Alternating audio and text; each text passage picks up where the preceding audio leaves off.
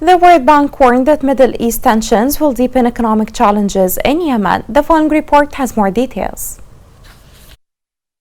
The World Bank has warned that the increasing tension in the Middle East will exacerbate economic challenges in fragile and conflict-affected countries, such as Yemen, which is already suffering from major financial and monetary difficulties. The bank confirmed that the exacerbation of the conflict will lead to an increase in competition for limited foreign aid, resulting from the intersection of several simultaneous crises around the world. These crises may lead to a reduction in aid provided to specific countries suffering from fragile conditions, conflict and violence, and worsening public financial crisis. Here, coping mechanisms such as taking children out of school, forcing them to work, marrying them at an early age, and placing them in dangerous work are already widespread in these countries and are expected to increase further. The World Food Programme has reported that food insecurity in Yemen increased by 15% due to the shortfall in humanitarian aid funding in 2020. The bank also warned that the attacks on ships that caused disruption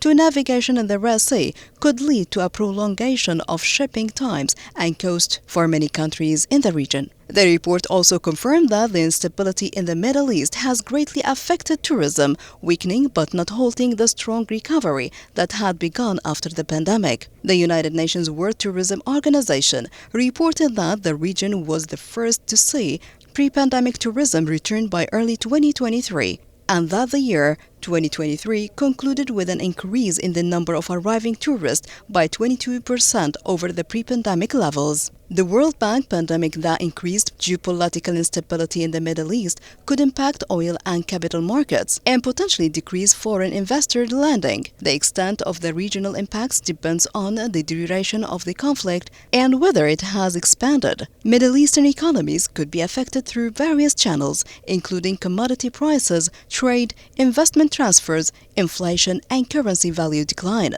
Countries like Algeria, Libya, the Gulf Cooperation Council countries, and Morocco are expected to be relatively affected by the conflict due to the limited economic ties with Palestine or the Israeli occupation.